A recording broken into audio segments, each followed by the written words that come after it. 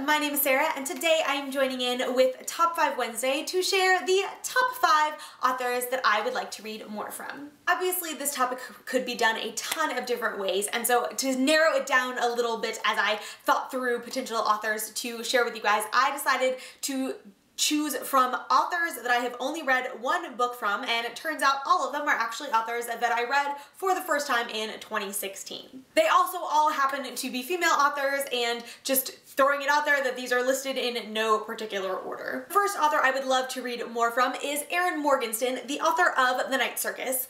I read this pretty early on in 2016, and to my knowledge, Erin Morgenstern hasn't written really anything else, but this novel was beautiful. The writing was insane, the atmosphere, the characters, the story, it was all just so wonderful. If I could get more from this actual world with these actual characters, I would be so happy. But I would also just be absolutely thrilled to read some other fantasy or really any other story that Erin Morgenstern would put her beautiful, wonderful writing and spin on. The second author I would love to read more from is Hannah Kent, the author of Burial Rites. I heard really incredible things about Burial Rites, and I was very excited to finally get a chance to pick it up last year and absolutely fell in love with the story and the writing. It was all just so beautifully done. The themes and the philosophical questions that are posed in that book are absolutely beautiful, and I am very excited about the fact that Hannah's next novel, which I am totally blanking on the name of it right now, but it comes out, I think it might have already come out in Australia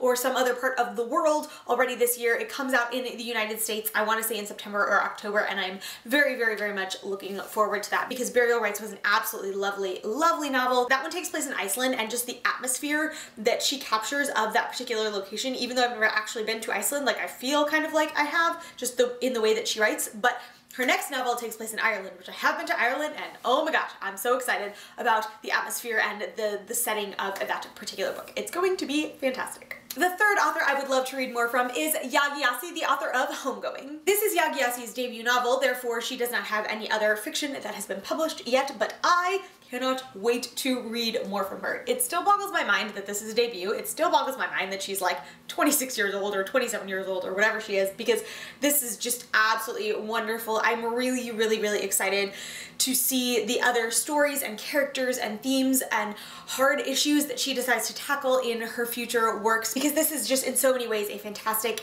novel. It's very important, I think, and I really think that everyone should read it. I think it's just absolutely lovely, and the questions and the different themes that it causes you to consider are just really fantastic. It is also in voices, which is amazing, and I loved it. I loved her writing style and the character development in particular. Even though this is sort of like a collection of short stories more or less, the way that she developed all of the characters in such a short amount of time just fell head over heels.